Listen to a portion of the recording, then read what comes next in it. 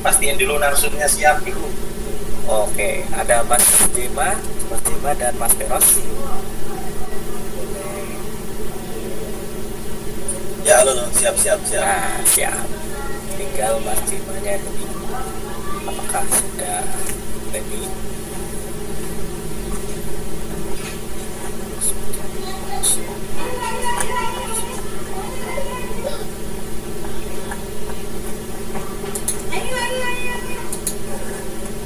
Kedengeran ya suaranya ya?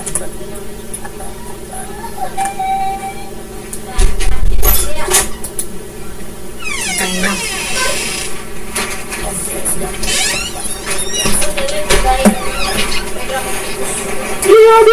Iya, ada.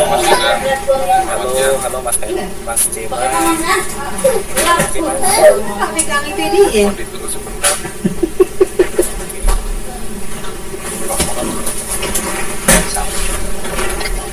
Mana fono. Gue makan siang lupa. Saya makan. Oh iya, aku pose. Udah baik. Saking enaknya di masakan mama deh. Enak Saya sih. dengerin orang pada makan enak-enak. Terus lihat keluar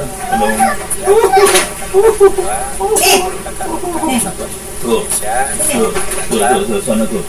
Webinar yang kesekian kalinya kita webinar Ini makan apa? Di bubur apa? Nasi matang doang. Nah, kali ini kita dengan topik yang berbeda,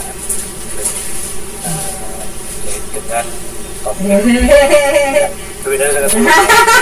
Kali ini akan membahas terkait hands-on, bagaimana cara membangun infrastruktur yang tahan.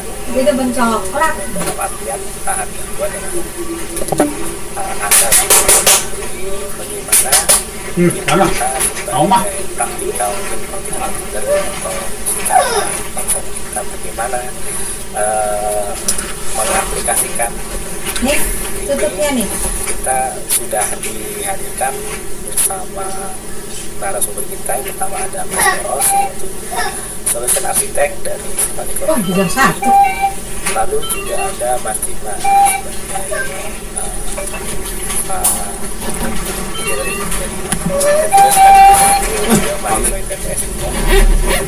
Jam satu rapat. Mama jam satu rapat. Ya, halo. Ya, Mas Jema, silakan Mas Jema dulu deh. Oke, berarti kita mulai dari Mas Jema dulu kali ya. Mungkin sebelum kita ke Mas Jema, kita mau announce dulu kalau bahasannya pertama kita ini ya sepakat untuk tidak interupsi selama acara berlangsung. Jadi cukup Mas Jema dan Mas Vero saja. Mungkin untuk pertanyaan bisa langsung di kolom chat atau nanti pas nanti sisi Q&A boleh nanti langsung by hand raise on atau raise hand ya di fitur Zoom-nya. Oke, tanpa berlama-lama langsung aja saya serahkan ke Mas Jema. Silakan Mas Jema.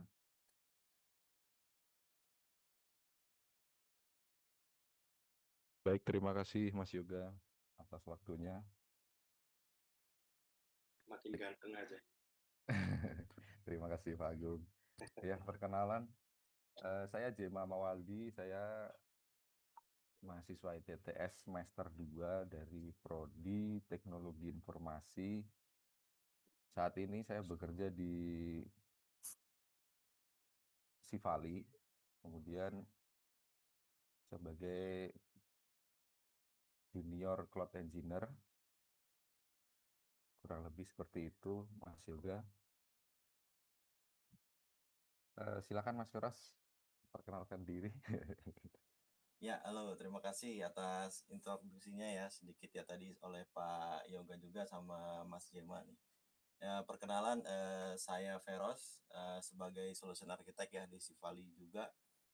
Di sini sebenarnya nanti akan lebih banyak dibawakan oleh Mas Jema ya. Nanti saya akan bantu validasi dan juga dari sisi hands-on-nya. Cuman untuk dari sisi introduksi, microcloud itu apa dan apa yang akan kita presentasikan ya kurang lebih dari webinar ini mungkin akan lebih di-lead oleh Mas Jema. Oke, seperti itu aja sih. Ya.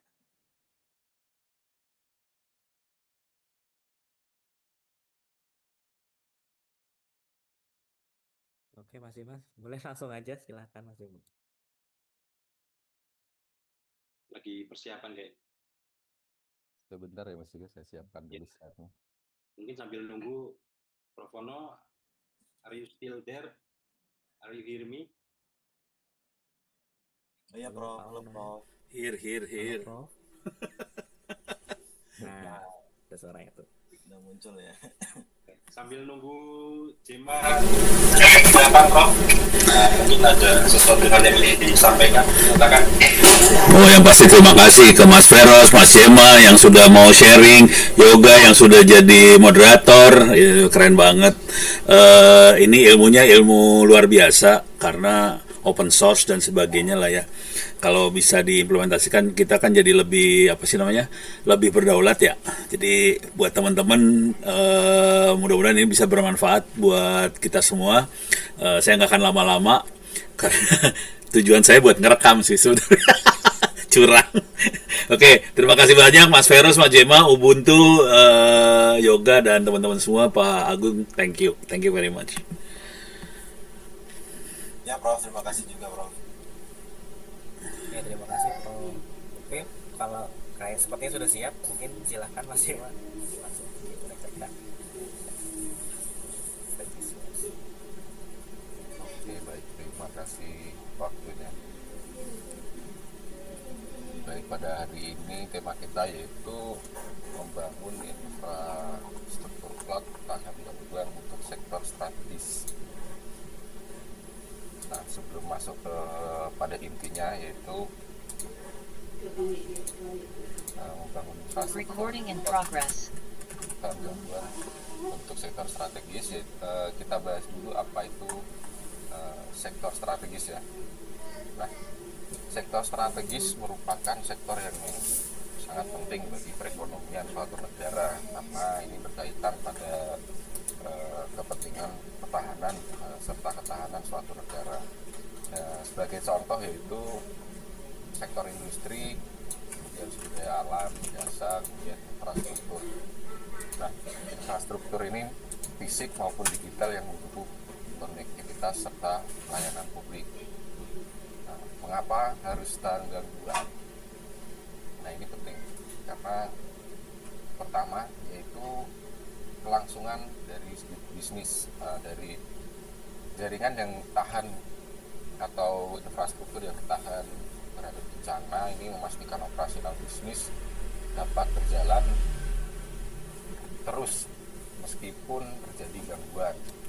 Ini sangat penting pada layanan online atau cloud. Sorry Ya. Mas Jema, sorry. Ini udah halaman keberapa? Belum sih Pak, kita baru mulai. Ini slide-nya nggak banyak juga sih. Iya. Intro dulu Pak. Nah, kemudian dari sisi keamanan data. Nah, ketika terjadi bencana atau serangan cyber, nah ini dapat menyebabkan kehilangan data ya. Jadi infrastruktur cloud kita ketika tahan bencana, maka dari sisi keamanan data kita akan tetap aman. Kemudian dari reputasi perusahaan. Nah, kalau infrastruktur kita tidak tahan gangguan, maka kita akan perusahaan akan turun.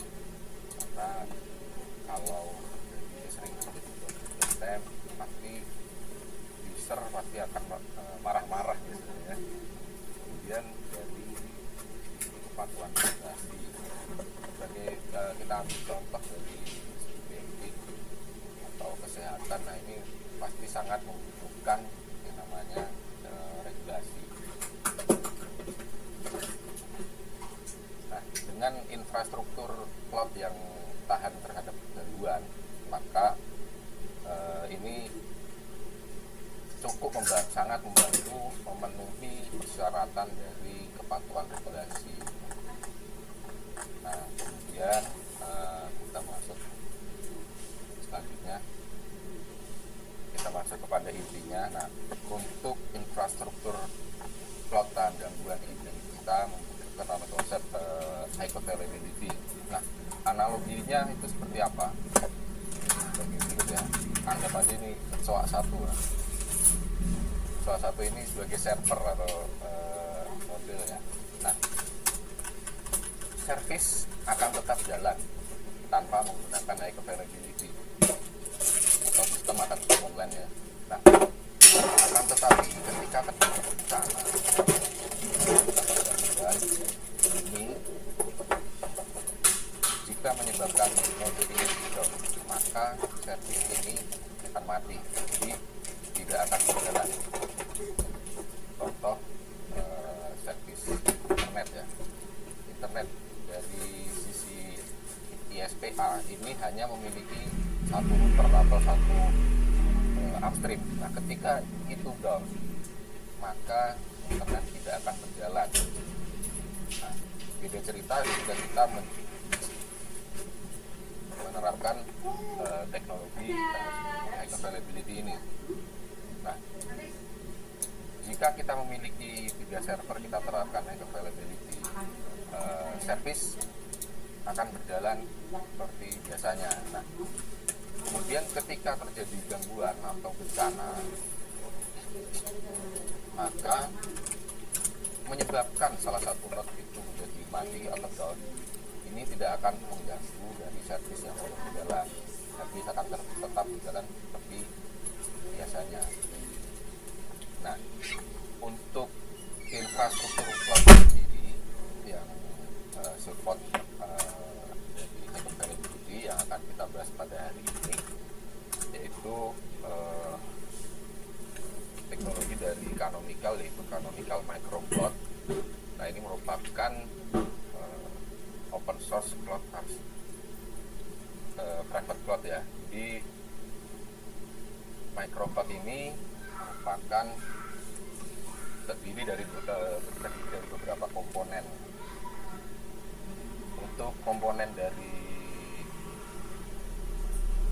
networknya, microcloud menggunakan micro OVN, kemudian dari sisi hypervisor menggunakan LXD, dan storage-nya menggunakan distributed storage-nya microchip. Nah, ini bisa kita tambahkan beberapa komponen-komponen lain seperti external storage, kemudian automation, orchestration menggunakan Terraform, Ansible juga bisa. Kemudian untuk authentication bisa menggunakan OIDC, serta observability bisa menggunakan Grafana, Prometheus, dan lain-lain. Nah, ini salah satu contoh cloud yang open source, jadi kita bisa mengubah atau menambahkan komponennya sendiri. Nah, dari sisi level desain Microcloud sendiri ada sebagai berikut. Microcloud berjalan di atas bare metal yang kita install dengan Ubuntu. Nah, ini Ubuntu yang disarankan yaitu menggunakan Ubuntu versi LTS, minimal versi 22. Nah, untuk saat ini berarti bisa menggunakan versi 22.04 atau versi 24.04 atau versi LTS versi tersebut. Kemudian kita install LXD, micro OVN, dan microchip. LXD sebagai hypervisor ini bisa menjalankan VM dan kontainer dalam network yang sama. Kemudian untuk OVN ini sebagai software defined networknya, dan microchip sebagai distributed storage. Kemudian kita install juga microcloudnya sendiri untuk gabungkan komponen-komponen tersebut jadi satu. Nah, untuk lebih optimalnya lagi bisa menggunakan hardware yang sudah tersertifikasi. Bisa kita lihat di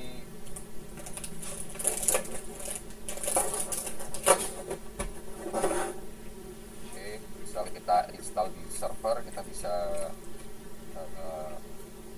cari, misal kita mau beli perangkatnya, kita bisa cari yang sudah tersertifikasi untuk memaksimalkan support dari microcloud tersebut. Nah, ini bisa kita cari sesuai kebutuhan kita, vendor vendor maupun tipenya. Oke, sampai di sini saya lanjutkan kembali. Arsitektur atau topologi dari microcloud ada sebagai berikut. Nah, ini microcloud sendiri ini terdiri dari 4 komponen tadi ya, dari microcloud, micro VN, LSD, dan microchip. Nah, ini terdiri dari tiga node minimal untuk mencapai dari high availability-nya tadi. Nah, persyaratan yang dibutuhkan setiap node yang akan kita gunakan sebagai cloud ini tadi, infrastruktur cloud ini tadi, yaitu pertama menggunakan 3 NVMe storage untuk setiap bosnya. Nah, ini berfungsi pertama sebagai operating system, kemudian local storage dan distributed storage-nya untuk microchip itu tadi.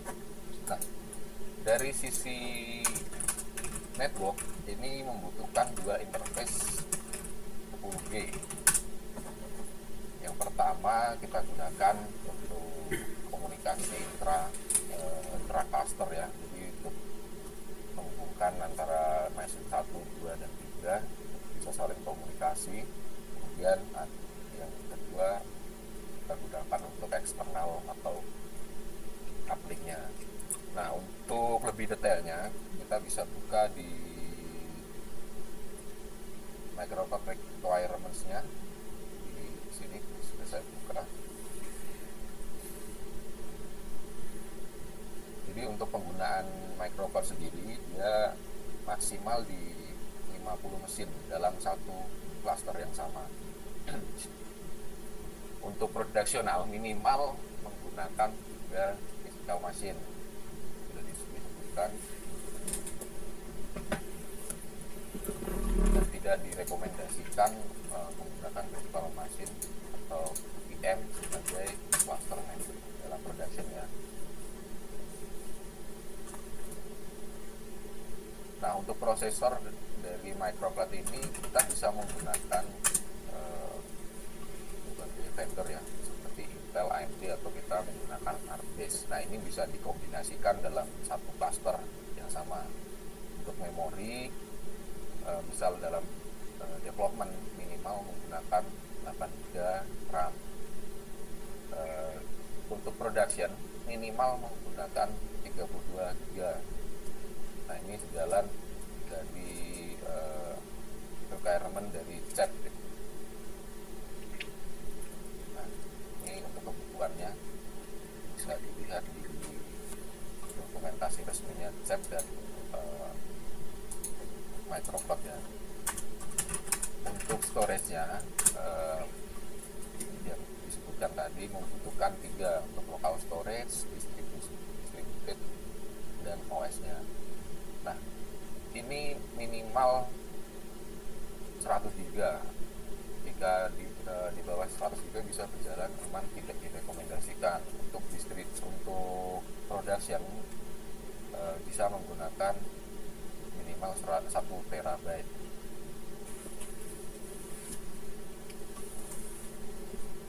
Nah, kemudian yang ini tadi untuk networknya, untuk intra cluster, kemudian untuk uplink. Ini kita arahkan ke ISP biasanya untuk internetnya.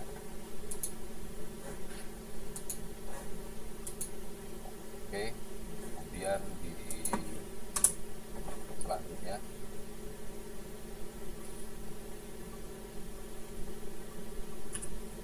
ini untuk penjelasan lebih detailnya mengenai LSD sebagai hypervisor-nya. Ini tidak seperti KVM or ST yang mengemulasikan full hardware ya. Jadi untuk ini LSD ini lebih cepat karena dia bisa menjalankan sistem kontainer dan virtual machine.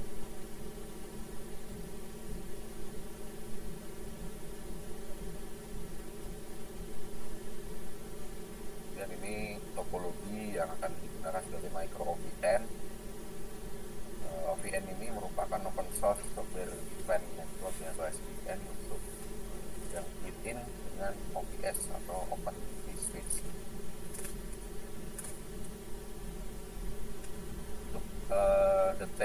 bisa kita buka di dokumentasi resminya di Microsoft. Ini ada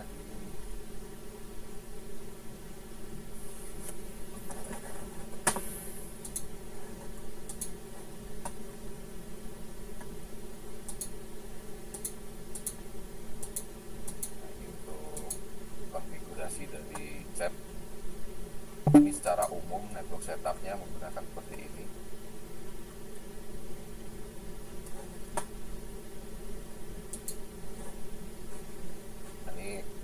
Ini untuk network intranya tadi ya. Jadi 10G untuk komunikasi antar node di dalam clusternya. Ini secara umum kita menggunakan seperti ini.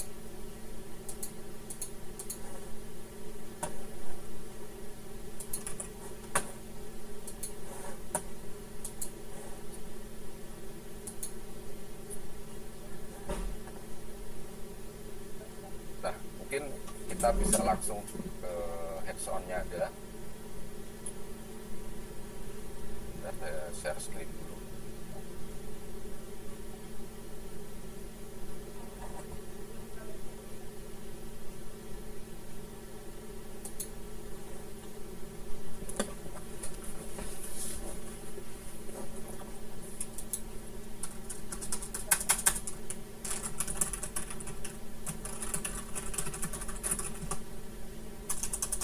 Nah, ini kita sudah deploy microcloud server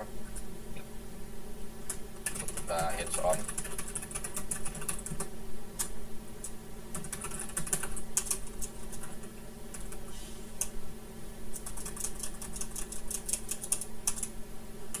Baik, ini dashboardnya seperti ini, microcloud untuk dan bisa ini untuk instance ini kita bisa lihat ini tipenya apa, misal VM atau container. Ini bisa kita lihat dari sini instance-nya. Nah, untuk membuat instance sendiri, ini create instance. Nah, nanti akan muncul menu seperti ini ya. Ini untuk nama, kita bisa install di microcloud ini. Sudah tersedia image yang telah disediakan di Ubuntu. Selain OS Ubuntu, ini juga bisa mendukung Alma Linux, Alpine, kemudian Arch Linux, CentOS, Debian, kemudian Kali Linux dan lain-lain. Bahkan sama seperti kita misal mau menambahkan OS router seperti Mikrotik, CHR atau pfSense, OPNsense, BIOS atau yang lain, ini bisa kita dukung. Karena selain image yang sudah diberikan dari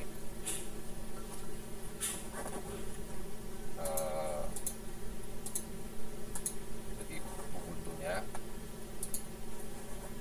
Sorry, ini untuk screen-nya terlihat ya? Aman mas. Aman mas.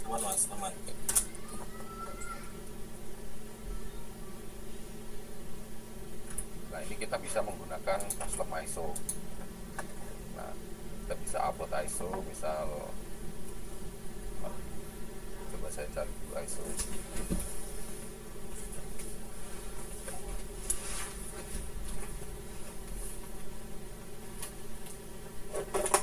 Yang kecil-kecil ada, kita coba pakai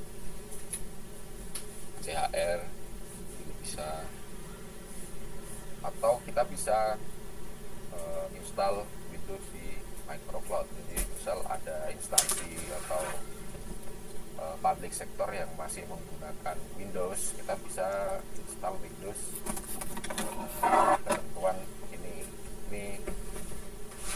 jadi sudah disediakan dari Ubuntu untuk tutorialnya. Nah, ini menggunakan LXD Image Builder, kemudian menggunakan ISO Windows-nya. Nah, ini sudah dijelaskan cukup lengkap cara-caranya install LXD Image nya, kemudian kita repack gitu supaya bisa berjalan di microcloud ini sendiri.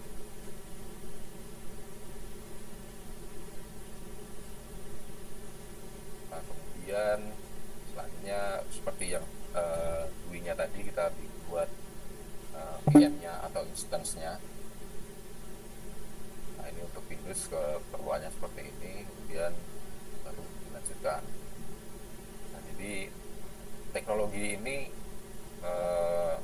tidak hanya untuk Ubuntu saja. Jadi misal kita membutuhkan kebutuhan lain seperti router, seperti distro yang lain seperti CentOS, Red Hat, kemudian Ars atau yang lain, Debian, itu bisa didukung dari microcloud ini.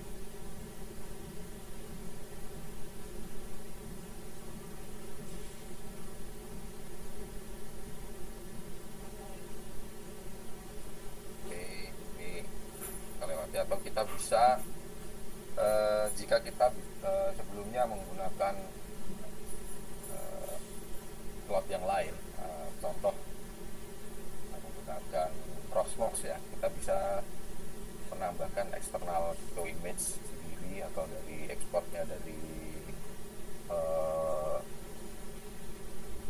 Proxmox kita masukkan ke dalam microcloud, bisa menggunakan ini upload instance file. Jadi tinggal kita upload, atau versi VMDK kita coba-coba di VMware atau di VirtualBox di laptop kita, kemudian kita upload atau kita hosting ke microcloud ini. Kita tinggal menggunakan external format ini, kemudian kita upload. Nah, bisa kita tentukan clusternya. Oke, ini untuk create instance ya. Nah, mungkin pada kesempatan ini kita akan coba buat kontainer dan virtual machine ya. Ini sebelumnya sudah ada kontainer, sudah saya coba. Kita bikin tipe kontainer, kemudian clusternya. Nah, ini untuk cluster group, kita bisa membuat grup dari cluster ini yang telah kita buat tadi dari microcloud. Mungkin dan sebelumnya kita telah mengikuti bangun microcloud bangun private cloud dalam 10 menit. Itu nanti dijelaskan tutorial instalasinya untuk join cluster ya. Nah, ini untuk cluster membernya. Jadi kita bisa menentukan instance ini akan kita pasang di member yang mana atau cluster member yang mana. Jika kita pilih any, maka ini akan terpasang di cluster yang random atau yang tersedia.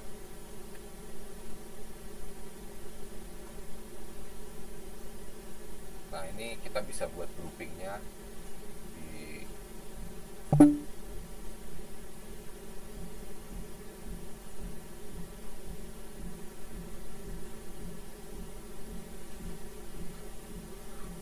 nah, ini kita bisa buat cluster group ya. Misal nanti dalam kita memiliki 50 node. Dalam 50 node ini 12 diantaranya akan dibuat sebagai netbase cluster ya, context.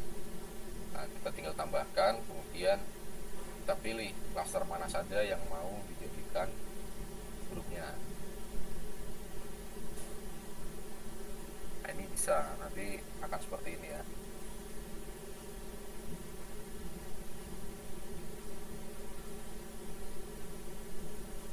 Oke. Nah, kembali lagi di create instance, kemudian di device-nya bisa kita tentukan penyimpanannya menggunakan berapa, misal 16 GB, kemudian network-nya kita arahkan. Ini kita buat sebelumnya di profilnya dahulu. Oke, mari coba kita lihat di profil. Nah, ini untuk profil default-nya. Ini sudah kita ubah sebelumnya. Jadi untuk ini storage-nya kita menggunakan CEP atau karena ini tidak kita pasang untuk local storage-nya, jadi kita arahkan ke storage atau remote-nya ini bisa sesuai dengan kebutuhan. Nah, kemudian untuk network kita buat di konfigurasi network. Nah, ini microcloud ini bisa mendukung beberapa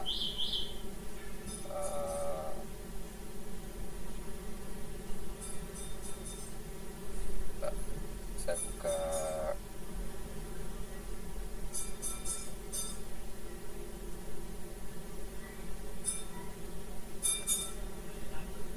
ini microcloud ini untuk networknya cukup mendukung banyak fitur, apalagi untuk versi-versi yang baru ya.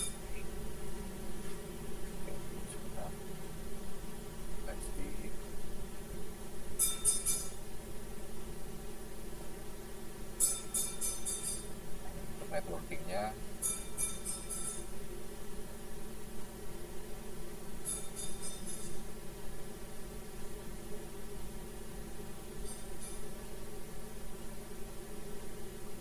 ini mendukung beberapa tipe seperti bridge, OVN, MAC-VLAN, SRIOV, atau physical langsung. Nah, untuk lebih detailnya bisa kita lihat di dokumentasi resminya ya.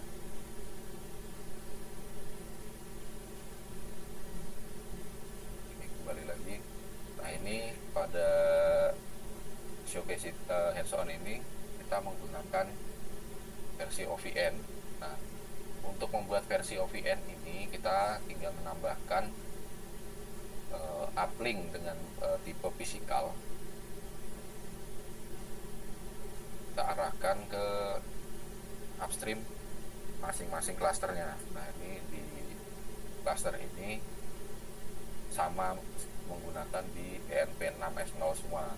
Ini jika menggunakan tidak interface ya, di setiap member kita bisa mengubah menjadi manual. Jadi setiap misal di microcloud 1 menggunakan ENP5 atau microcloud 3 menggunakan ENP5, nah ini bisa kita ubah secara manual untuk parent si uplinknya ini. Ini tergantung dari sisi lapangannya. Nah, kemudian kita setting untuk OVN range-nya, routes, kemudian gateway.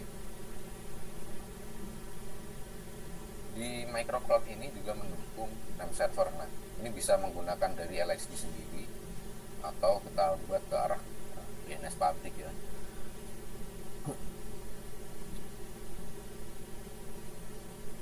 Oke, setelah kita buat uplinknya, kemudian kita buat OVN-nya. Nah, cara kita tambahkan tipenya OVN, dia namanya. Untuk uplinknya kita menggunakan uplink yang telah kita buat tadi. Untuk address-nya menggunakan yang tadi custom. Oke, ini kita bisa konfigurasikan sebagai NAT. Kita ini bukan IP public. Misal kita dalam VM ini akan menggunakan IP public, ini bisa kita ubah menjadi false. Jadi ini tidak sebagai router. Dan di HCP bisa kita buat false atau true sesuai kebutuhan.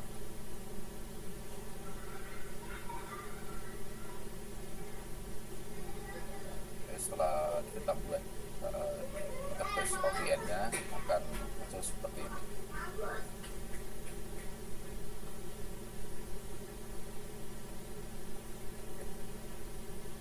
Nah, dalam konfigurasi ini kita menggunakan versi NAT ya. Jadi karena ini IP-nya IP lokal, supaya bisa terhubung dengan internet, jadi kita menggunakan NAT.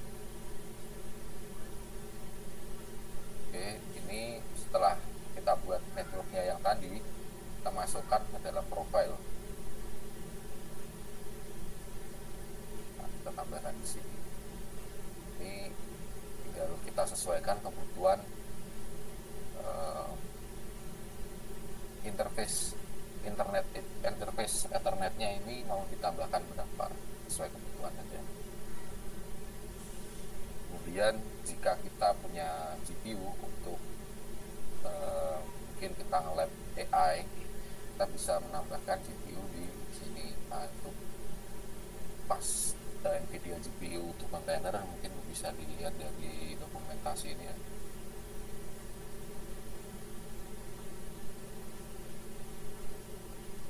Mungkin bisa dilihat ya. Nah, kemudian untuk custom device ini kita bisa menambahkan USB atau TPM. Ini biasanya kalau TPM ini untuk Windows.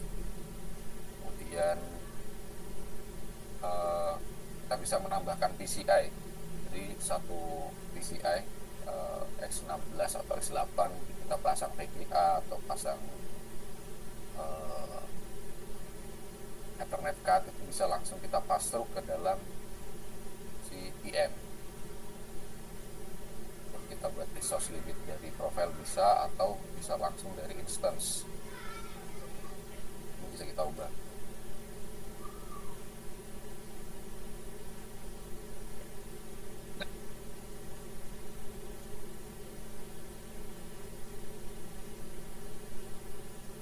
Oke, ini untuk instant ini dalam microplot kita bisa protect dari deletion atau menghapus secara tidak sengaja ataupun sengaja, kita ubah jadi yes. Nah, ini bisa.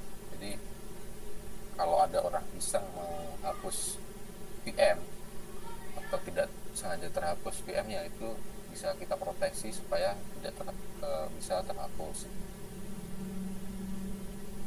Kemudian ini ada beberapa versi OS yang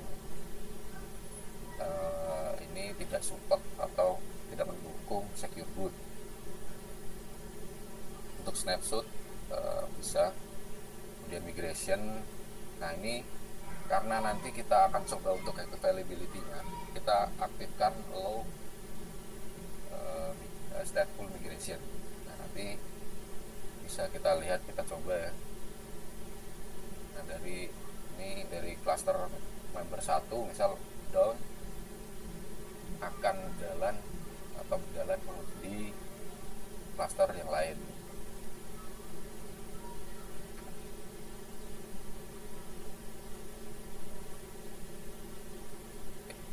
Sampai di sini mungkin ada yang ditanyakan, belum kita lanjutkan.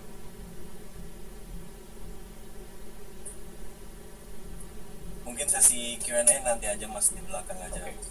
Iya. Oke, baik. Saya lanjutkan. Mungkin kita hands on untuk migration Mas, untuk melihat menampilkan dari sisi high availability-nya. Oke. Mungkin gantian share screen ya Mas ya, Mas Jema ya. Mungkin terima kasih juga Mas Jema nih udah presentasi dengan sangat komprehensif dan sangat baik ya. Nah, kurang lebih Mas Jema ini salah satu mahasiswa lulusan bootcamp juga dari TTS batch pertama ya. Nanti mungkin kedepannya kita akan lakukan workshop lain nih secara offline di TTS juga. Jadi semisal ada mahasiswa atau mahasiswi di TTS yang baru join di TTS, mungkin di PKKMB baru atau semacamnya, itu nanti kita bisa adakanlah workshop kedua gitu ya, untuk kita training bersama ya. Kebetulan Mas Jema juga setelah ikut workshop tersebut ya, workshop microplot juga waktu itu, kebetulan Mas Jema ini salah satu yang top 10 juga dari kelas itu juga ya. Akhirnya si Vali tarik ke industri, dan saat ini beliau sudah lumayan fasih lah dengan apa itu microplot ya, seperti yang sudah dijelaskan tadi oleh Mas Jema. Jadi terima kasih Mas Jema ya atas waktunya selama ini, dan juga keinginan belajarnya yang sangat tinggi juga gitu. Oke, jadi mungkin sebelum saya masuk ke area lebih lanjut ya, kurang lebih ya, untuk membahas microplot ya, terkait dengan teknisnya pada webinar kali ini kan kita membahas soal bagaimana membangun private cloud yang open source, lalu itu juga bisa mendukung yang namanya ketahanan ya, kurang lebih ya. Bagaimana kita juga nggak cuma sekadar bisa bangun tapi ya udah gitu, nggak ada nggak ada value ataupun nggak ada keuntungan untuk memakai yang open source. Nah di sini paradigma open source terkait dengan teknologi itu akan coba ini ya, kita patahkan lah stigma-stigmanya. Kalau open source tuh misalkan jelek, nggak ada fitur yang kayak yang berbayar gitu ya. Nah di sini kita bisa tunjukkan nih kalau Microcloud itu udah mendukung yang namanya auto failover, high availability, dan juga anti ransomware juga, karena ini berbasis CEP. Dan nanti saya akan jelaskan juga ya secara mendetail, secara high levelnya lah kurang lebih seperti apa. Nah ini juga menjadi poin yang penting ya di industri sendiri ya, karena memang kalau kita bicara soal efisiensi atau misalkan bicara soal bagaimana cara kita bisa comply juga dengan peraturan-peraturan Komdigi yang baru ya, terkait dengan aplikasi PPSE, aplikasi pemerintah atau aplikasi yang ada di dalam naungan Komdigi juga, terutama bagaimana aplikasi itu harus menggunakan yang namanya open source dan juga komputasi awan ya. Nah itu kan juga jadinya penting tuh, karena pasti dari industri sendiri, dari sisi saya yang bisa saya share adalah ketika peraturan tersebut keluar, pada akhirnya pemain-pemain industri juga, terutama dari sisi government ya, itu banyak sekali mencari solusinya, bagaimana sih ini dibangun gitu, bisa nggak sih ini beneran untuk untuk mendukung operasional dari sisi sektor yang strategis tadi yang sudah dijelaskan oleh Mas Jemo juga gitu ya. Apakah pertanyaannya adalah apakah open source bisa mendukung ini semua gitu, karena sama-sama kita tahu ya yang berbayar itu juga pasti memiliki fitur yang sangat sudah bisa dibuktikan lah, udah proven. Nah lalu open source ini sebagai pemain yang mungkin baru ya, baru kita gandrungi juga ya di industri, apakah bisa melakukan hal yang sama juga gitu. Nah di webinar kali ini kita coba proofing soal itu, dan juga saya coba nanti jelaskan secara high level ya, seperti apa sih teknologinya gitu. Tadi Mas Jima sudah menjelaskan sesuai dengan sesuai dengan high level yang secara umum.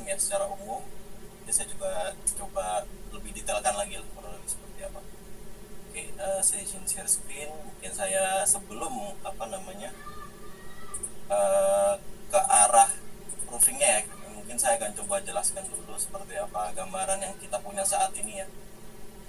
Sudah terlihat belum ya layarnya ya? Karena kita juga masih ada 1 jam 20 menit lagi nih, jadi impactful nih kalau kita bahas secara topologi ya atau arsitekturnya seperti apa secara high level ya. Oke.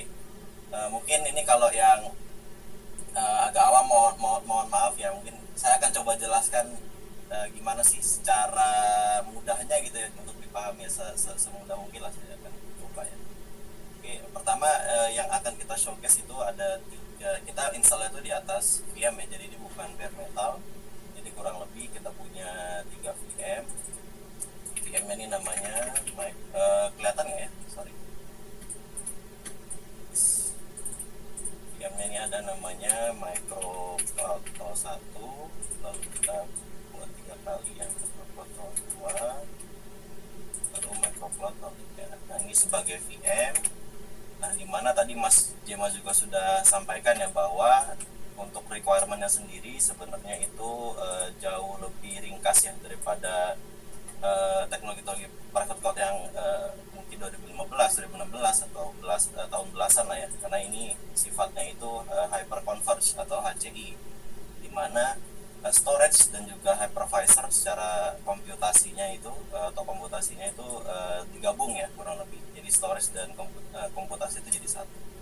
Nah untuk yang kita gunakan saat ini adalah kurang lebih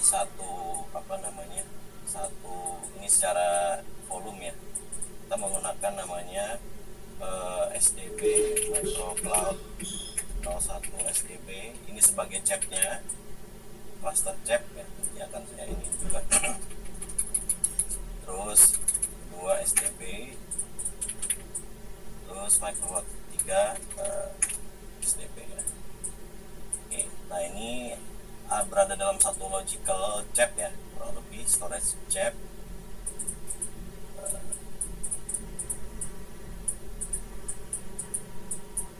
Sorry. Nah,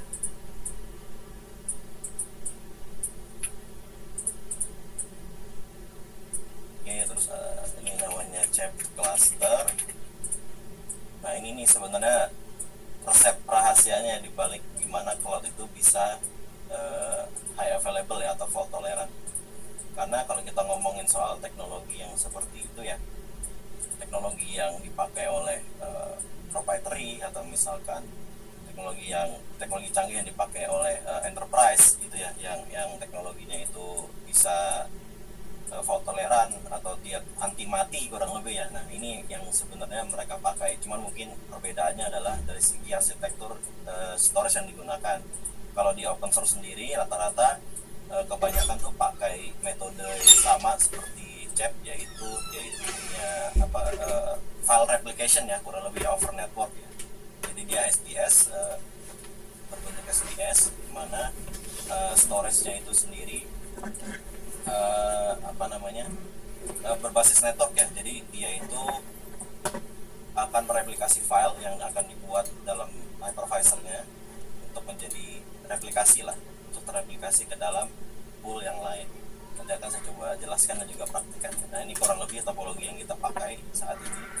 Nah lalu di atasnya ini ada kurang lebih secara ini aja ya, secara gambaran.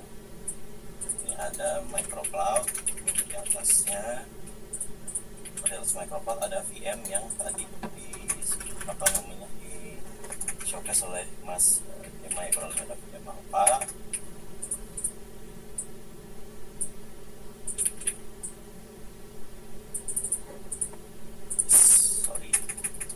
Beta, VM Charlie.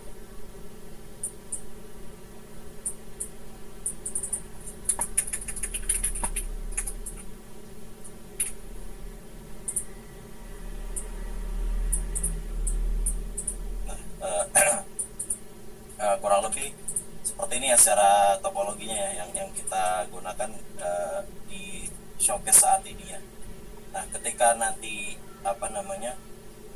ketika kita buat satu VM dalam cluster microcloud ini ya, nanti data store atau misalkan volume, ketika kita buat VM itu kan pasti akan membuat yang namanya volume ya.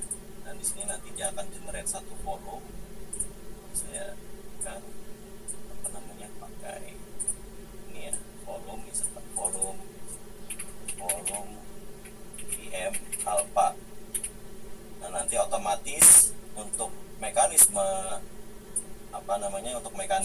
file tolerannya, nanti volume alpha ini akan terreplikasi ke dalam 3 storage ini yang sudah di clustering secara logical ya, melalui network juga. Nah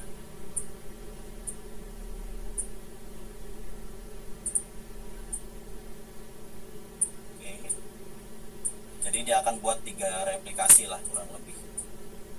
Nah, replikasi ini bisa diatur ya, mau 2 atau 3 atau 4 atau 5 ya, tergantung kebutuhan kita. Cuman untuk minimum yang memang best practice-nya untuk ketahanan data ya, itu biasanya tuh 3 sudah cukup sih.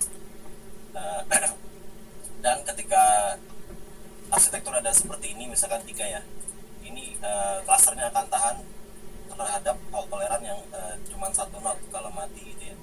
Tadi juga sudah disebutkan di awal ya, yang soal bagaimana sistemnya itu tetap online dan juga tidak online ya.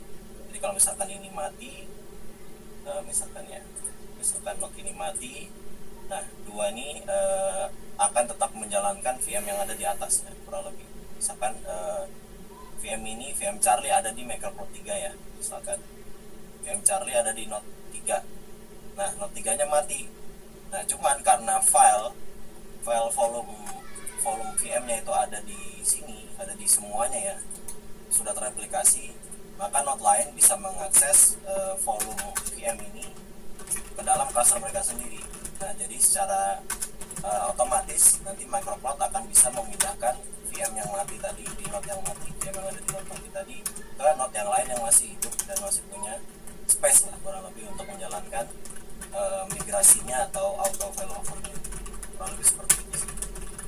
Nah, ada satu lagi sih yang agak missing ya dari sini ya. Kita lupa menjelaskan yang namanya load balancer juga. Jadi kalau misalkan teman-teman lihat ya, kita tuh ngaksesnya itu lewat domain kayak gini ya. Oke, jadi tts.civali.co.id kurang lebih. Nah, kalau misalkan kita punya 3 node kayak gini ya, ini kan ada IP-nya masing-masing kurang lebih.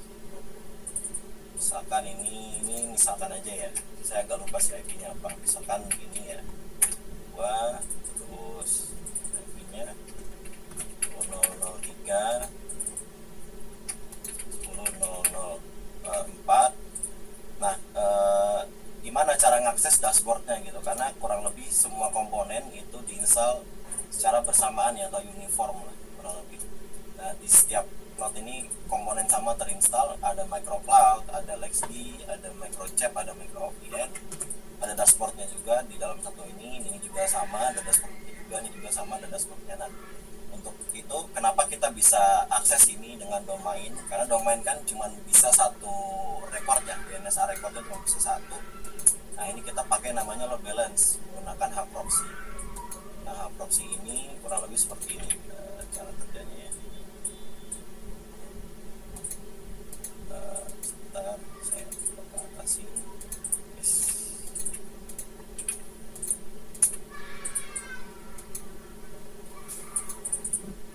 Sebenarnya ini VM lain sih sebenarnya ya. Kita buat mesin lain, cuman topologinya seperti ini juga nggak ada masalah. Proxy nanti proxy atau gini aja deh.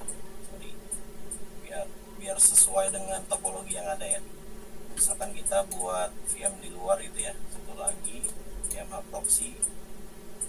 Ini proxy ini menggunakan IP public ya kurang lebih. Jadi misalkan 100, 123, 233 misalkan 54 gitu ya.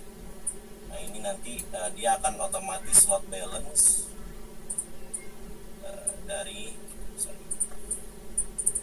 kan ada user mau mengakses ya, user ini kita sebagai akses yang mau mengakses, dan nanti dia otomatis akan membuat jalur load balance seperti ini kurang lebih ke tiap node-nya ya. Jadi ini ada randomnya gitu ya, jadi load balance secara random.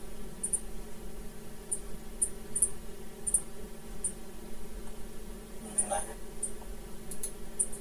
jadi ketika kita mau mengakses cluster ini, kita melewati yang namanya hub proxy. Jadi ini aman juga dibuat seperti ini. Kenapa? Karena pada akhirnya ketika terjadi serangan cyber, misalkan di DOS dan lain sebagainya macam, nanti yang akan terbebani adalah hub proxy, server hub proxy-nya. Itu karena di sini juga bisa mengatur yang namanya firewall dan lain sebagainya macam ya. Misalnya kita pakai Wazoo endpoint, DDR, itu juga bisa kita pasang Wazoo di sini ya untuk melakukan yang namanya monitoring network. Nah, kurang lebih seperti itu ya secara gambaran ya. Semoga ini nggak bikin bingung lah kurang lebih. Oke, mungkin langsung kita praktekin aja seperti apa soal fault tolerance juga. Nanti sambil kita balik lagi ke sini ya biar nggak bingung ya. Oke, coba saya buka layar sebelah sebentar. Terus saya coba buka di sini. Oh, nggak bisa.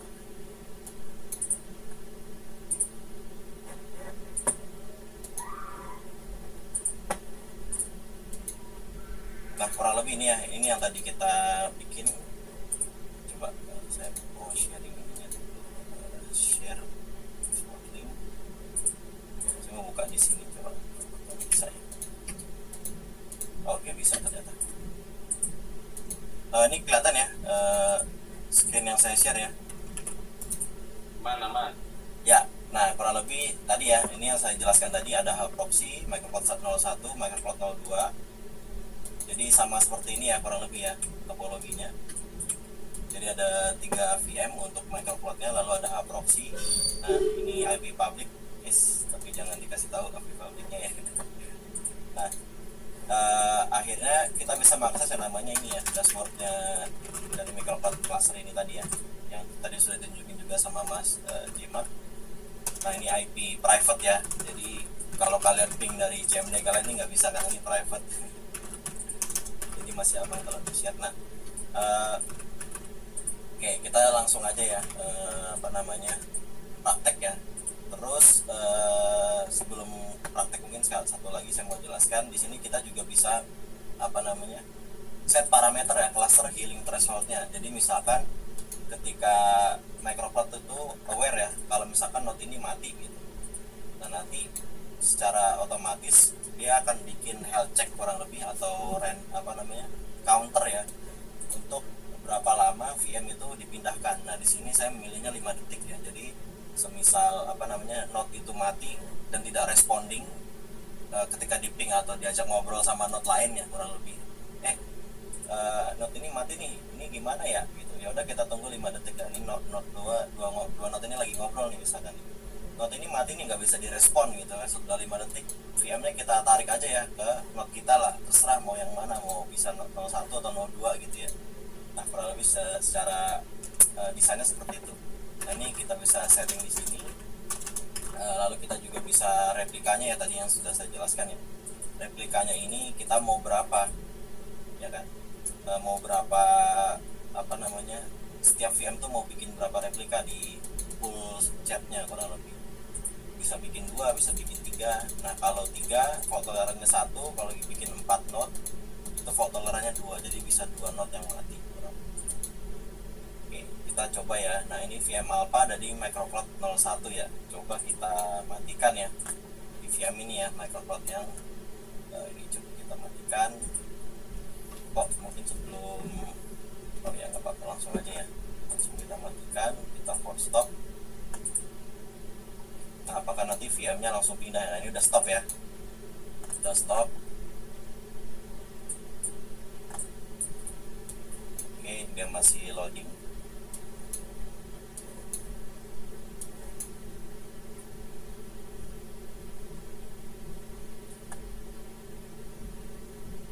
Ini karena ini nested virtualisasi ya, jadi memang performanya nggak seoptimal dimana kita langsung install di atas bare metal gitu ya. Jadi punten guys kalau memang agak lama gitu ya. Nah dia error ya, statusnya error. Jadi cluster juga dia offline. Nah nanti kita tinggal tunggu berapa lama ya, dia bakal pindah sendiri, auto healing.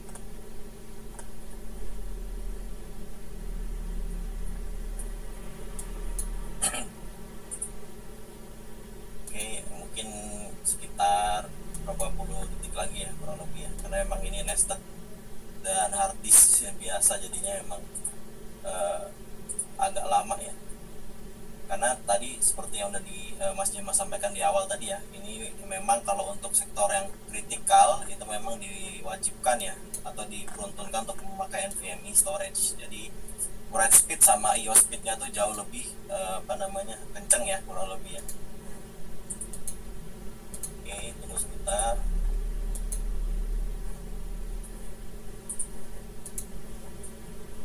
Ini kita masih evacuated. Nah, udah ya, berarti prosesnya udah jalan karena dia udah tulisannya udah evacuated lah. Nah, kalau udah tulisannya begini berarti node lain udah aware tuh. Oh, ini mati ya node-nya. Udah 5 detik nggak responding. VM-nya dipindah lah gitu. Nah, ini ya udah jalan ya. Tuh, node-nya sudah pindah ke node sebelahnya secara otomatis.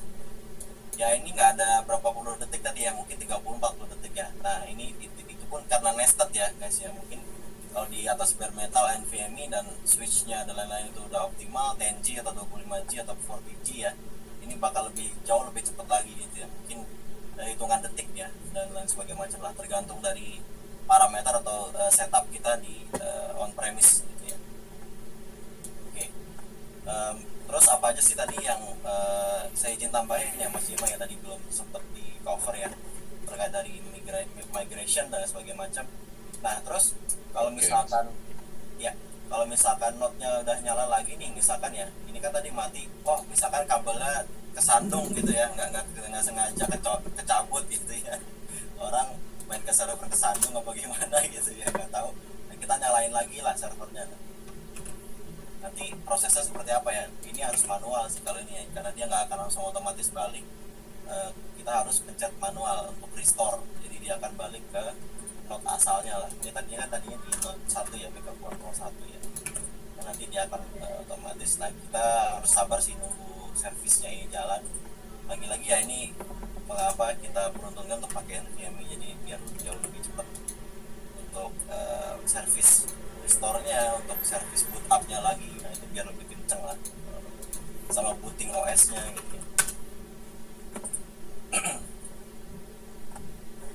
Ini servisnya masih belum nyala ya. Nah, ini masih evacuated. Misalnya menit lah, karena udah saya tes tadi ya, 1 menitan lah ya, untuk nunggu dianya ngeload semua servisnya dulu.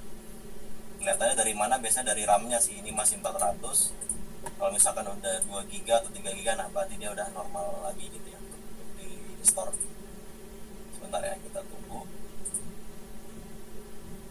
Nah, jadi kurang lebih ini pembuktian ya guys ya, bagaimana software open source ini kalian bisa langsung install di lab kalian tanpa harus membayar atau menjalani proses komersil ya, misalkan beli dulu atau apalah, enggak. Ini bisa langsung kalian install di lab kalian sendiri, atau kalau mau pakai virtual machine juga bisa. Ini karena pada dasarnya saya juga ini pakai di VM ya, kurang lebih ya, virtual machine ya. Kalian juga bisa pakai tools semacam Proxmox atau pakai LXD juga kalau mau ngikutin kita ya, kayak gini pakai LXD juga, atau pakai VirtualBox dan sebagainya macam untuk menjalankan proses yang kita lakukan juga ya. Karena ini juga kita nggak gede-gede banget kok speknya ya. Ya lumayan lah untuk ukuran server ya, tapi nggak terlalu besar lah. Karena minimumnya itu RAM-nya tadi 8 GB ya. Untuk coba-coba bisa jauh di bawah 8 GB sih, 4 GB, 6 GB pun oke gitu. Terus CPU-nya paling 4 core per VM-nya. Jadi totalnya kalau misalkan mau dibikin satu cluster itu cukup 32 GB RAM. Yang punya laptop atau misalkan punya 32 GB PC ya, RAM-nya. Storage paling 300 GB cukup, nggak perlu banyak-banyak. Terus CPU core-nya paling 12 core lah, itu untuk dibagi 3 node ya. Nah, ini udah balik lagi ya nih ya, servisnya kurang lebih. Saya coba tes dulu Microcloud status. Oke. Nah, kita tinggal coba yang namanya restore ya. Restore-nya bisa CLI atau lewat ini ya. Nah, kita evacuate lah. Evacuate. Sorry, ini salah. Ini di sini guys. Nggak bisa di sini.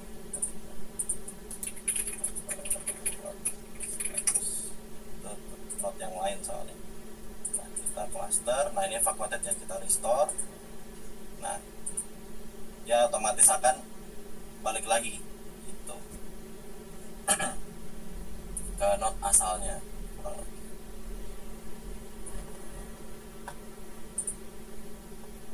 Oke, kita tunggu aja. Nah, ini juga bisa dilakukan ya, operational kayak gini ya. Misalkan mau manual nih, kita mau node-nya itu mau dibersihin atau mau di maintenance, mau di upgrade gitu ya memorinya, kita bisa klik evacuate gitu ya. Lalu nanti VM-VM yang di atasnya otomatis akan berpindah ya, kurang lebih ke node lain. Nah, habis itu kita bisa unmounting servernya, atau kita bongkar aja, kita power off, kita bongkar. Nah, nanti kalau udah selesai tinggal colok lagi aja, dinyalain. Oke. Ini sudah membuktikan ya guys, bahwa teknologi open source pun sudah bisa setara dengan yang berbayar ya, atau yang proprietary kurang lebih, karena ini otomatis failovernya gitu, tanpa saya ketik-ketik dari belakang atau gimana. Nanti kalian juga bisa coba sendiri sih fitur-fiturnya ya. Oke. Mungkin ada apa lagi ya yang bisa, migration. Oke, kita coba tes migration ya. Misalkan kita pindahin VM Charlie dari Microsoft Node 3 ya, dari Node 3 yang ini, untuk kita pindahkan ke misalkan Node 2 gitu ya. Kita migrate ya, di menu migrate sini, lalu kita ke Microsoft 2, pilih, kita migrate. Dan nanti Nah, ini akan berjalan ya. Lagi-lagi kecepatan dia migrasi itu tergantung daripada infrastruktur yang kita miliki, guys. Jadi kalau misalkan kita setup NVMe dan juga network yang sangat kencang ya di switch-nya atau dan lain sebagainya macam, otomatis ini juga akan jauh lebih efisien lagi atau optimal. Nah, ini udah berhasil ya untuk berpindah node dan sebagainya macam semudah itu, guys. Dan ini semuanya dibangun di atas software yang open source ya, yang sifatnya gratis ya. Kalian bisa langsung coba. Terus apalagi yang mungkin yang bisa kita showcase lagi terkait dengan HA-nya ya. Tadi HA proxy juga udah. Oh ya, login ya kurang lebih ya. Mungkin Mas Jema boleh di showcase yang login seperti apa. Mas Jema ada nggak kira-kira? Masih di mute Mas, sorry. Iya. Ada Mas, untuk authentication kita bisa pakai OIDC ya. Saya share screen.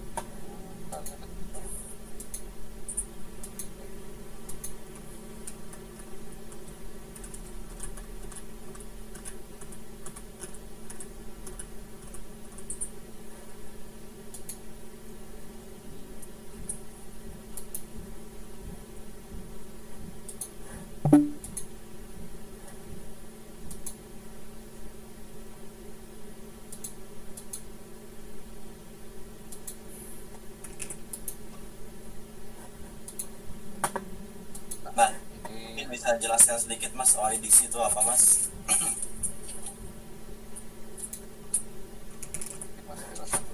Oh, oke, siap. Jadi kurang lebih saya sampaikan. Oke, mungkin Mas sambil praktek ya Mas ya, itu mungkin tolong bantu di praktek juga. Jadi OIDC itu kurang lebih open standard ya, sini open source juga ya kurang lebih. OIDC itu adalah standar yang dipakai oleh Google Autentikasi, SSO, Google SSO, terus Microsoft Azure juga udah support OIDC. Jadi misalkan kebutuhan kantor ya, misalkan kantor atau kebutuhan komunitas gitu ya. Komunitasnya nih kebetulan udah pakai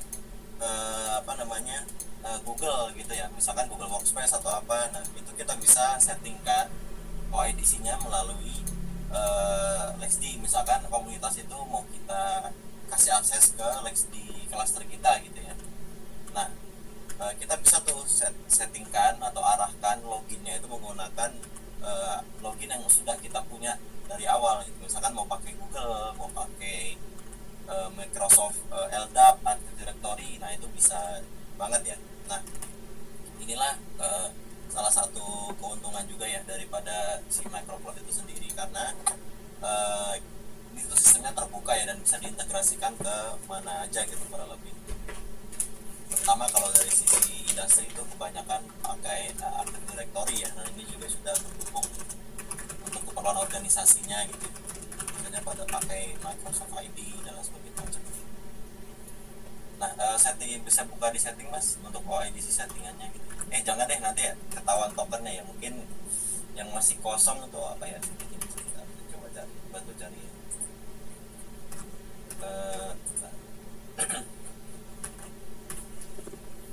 Kalau kita showcase dulu yang cara loginnya Mas. Oh boleh, iya boleh. Biar kebayang. Yes. Oke, ini mungkin saya ganti dulu karena ini udah langsung login soalnya.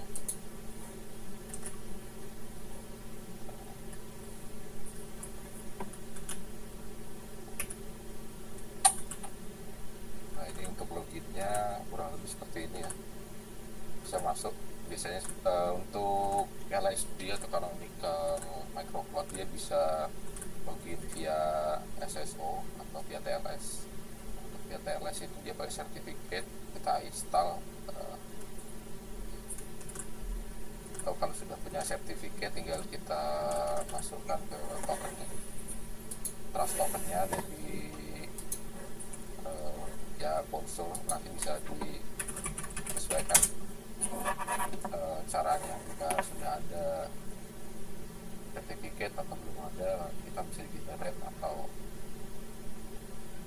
menggunakan yang sudah ada. Nah, ini kalau via SSO, nah kita bisa menggunakan via TLS. Nah, ini kita bisa menggunakan login via SSO atau OIDC tadi ya. Nah, ini bisa kita menggunakan email.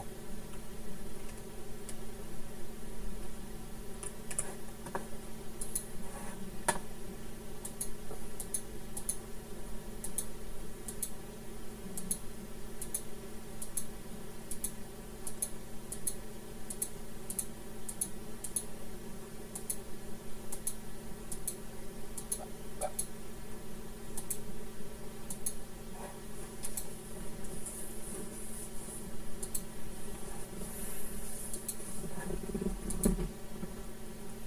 saya lupa passwordnya.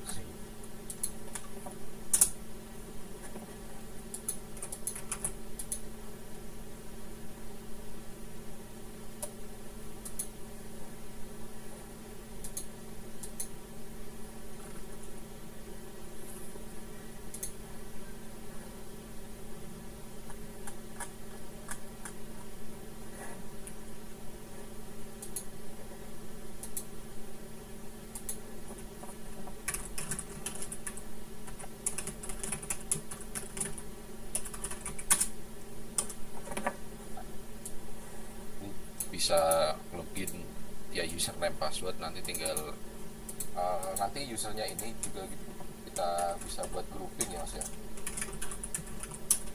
Ya, betul. Bisa. Jadi ada fitur multi tenansinya juga. Jadi misalkan kita mau bikin misalkan dalam satu perusahaan ya, misalkan multi tenansinya itu mau dijalankan. Misalkan ada tim DevOps atau tim infra atau ada tim finance, audit. Nah, itu mereka misalkan minta VM atau minta diberikan akses untuk mereka menjalankan operasional IT-nya mereka sendiri. Nah, itu bisa kita berikan sesuai dengan kapasitas yang mereka perlukan gitu. Misalkan mereka perlu buat VM berapa, terus nama projectnya apa gitu ya. Nah, itu semua bisa dilakukan seperti itu sih. Oke. Ini mungkin udah kelihatan semuanya. Oh, kelihatan. Coba diklik aja permissionnya, dikasih tahu apa aja permission yang bisa kita Mungkin dari identitas, ya. Ini dari grup. Nah, ini tinggal kita tambahkan namanya dulu ya. Gitu. Nah, ini bisa tinggal kita tambahkan identity yang mau jadi satu grup ini, kemudian untuk permissionnya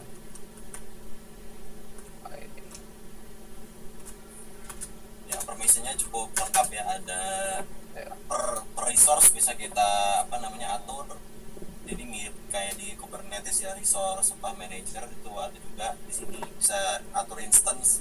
Misalkan user ini cuma boleh ngakses instance ini, terus apa aja yang bisa dilakukan di instance-nya. Misalkan cuma viewer doang sebagai auditor tadi ya, atau cuma bisa melihat usage-nya dan lain sebagainya macam. Nah, itu bisa kita atur melalui ininya ya, multi tenancy dari Elixir secara natif juga.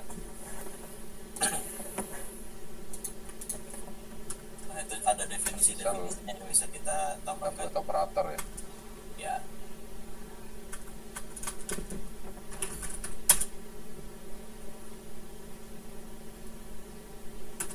Bisa menggunakan image apa aja dia sesuai resource-nya, kemudian network bisa menggunakan apa aja network-nya, atau bisa pakai project ya, kita buat sesuai project.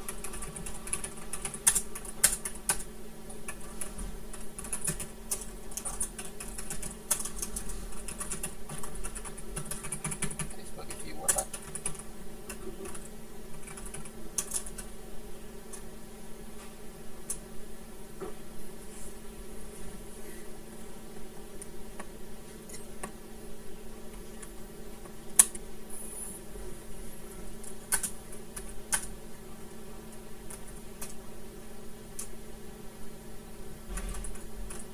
Nah, oke. Ini seperti berikut Mas.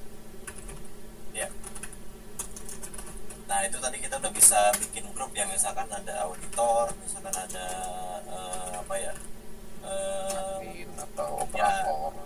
project inilah NOC-nya, atau misalnya ada SRI, Site Reliability Engineer. Nah, ini kita bisa berikan akses lah, kurang lebih bisa kita aturkan di dalam microplotnya juga seperti apa gitu. Nah, nanti dalam grup itu kita bisa tambahkan identitasnya kurang lebih. Misalkan dia tadi loginnya pakai email apa, nah itu bisa kita tambahkan dalam grup itu. Jadi sangat-sangat modern lah kurang lebih.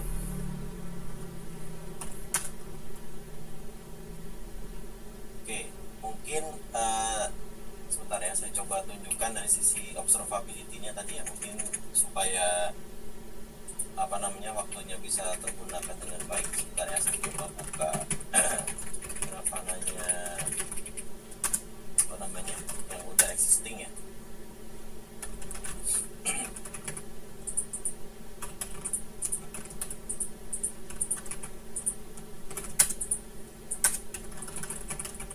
Sebentar, sorry, saya harus cari passwordnya dulu.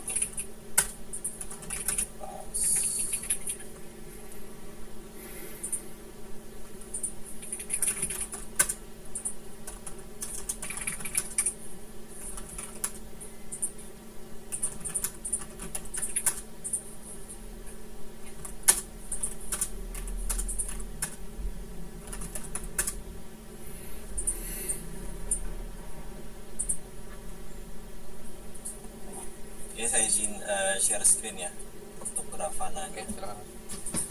Oke. Nah, kelihatan nggak layarnya?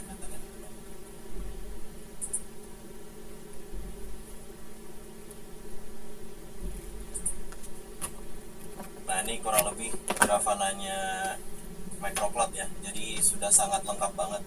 Jadi misalkan kita mau buka per project juga bisa ya, misalkan project paling infra. Nah, ini kita bisa ngelihat di project ini tuh udah pakai bandwidth berapa, distributnya berapa, IOPS berapa, RTX, terus write, terus memori mana yang paling boros di VM-nya. Nah, terus project management, project usage, terus dari sisi latency juga kelihatan, pokoknya lengkap banget ya di sini. Per VM-nya pun ada ya. Nah, misalkan, ini per VM-nya,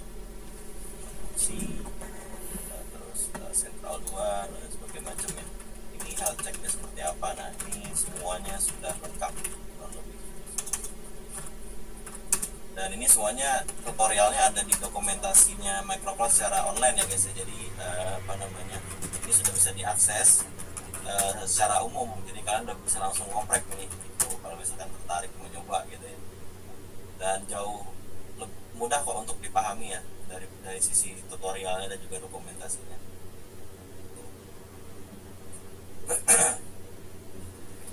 Oke, mungkin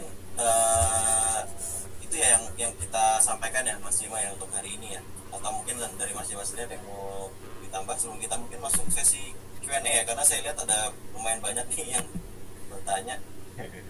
Sudah mulai berhamburan ya Pak. Iya. Gimana Mas Jema, ada ditambah? Kalau dari saya sekian, mungkin bisa kita lanjutkan ke sesi Q&A. Oke, ya Mas Yoga, mohon kita lempar ke Mas Yoga lagi nih. Oke, terima kasih. Mungkin kita langsung baca ya dengan ini pertanyaan dari teman-teman juga. Mungkin dari atas kali ya. Pertama, mungkin dari sesinya Mas Iwan nih. Si Microplot ini apakah support via DX? Oh ya. Ya. Oke. Untuk Microplot ini boleh. Untuk Microplot ini mendukung PHDX ya, sama ini kan punya Hyper-V. Nah, untuk VMware kayak VMDK itu bisa dukung. Jadi nanti kita convert di raw image biasanya, sama yang di showcase saya tadi di sebentar saya sambungkan.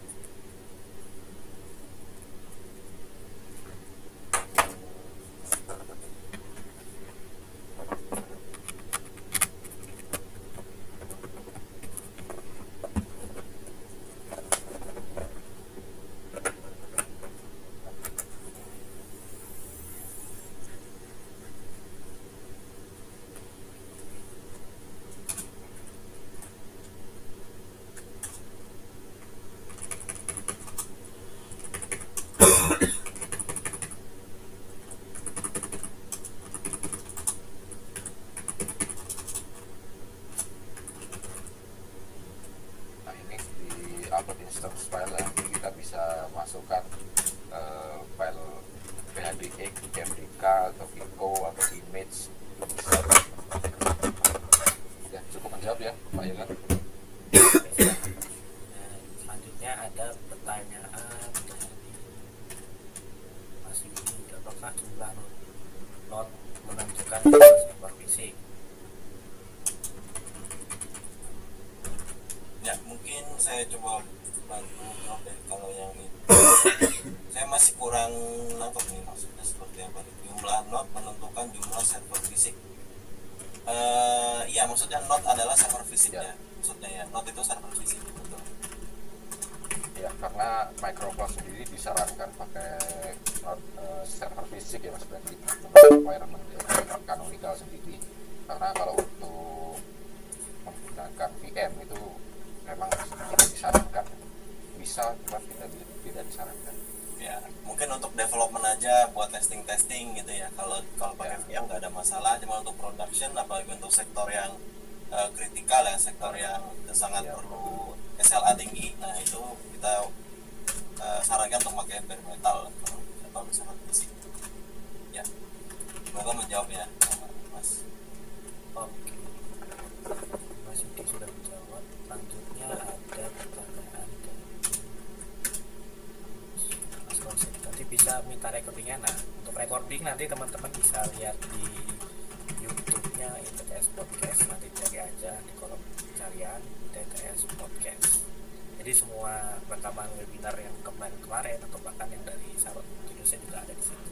Jadi teman-teman bisa akses aja. Nah,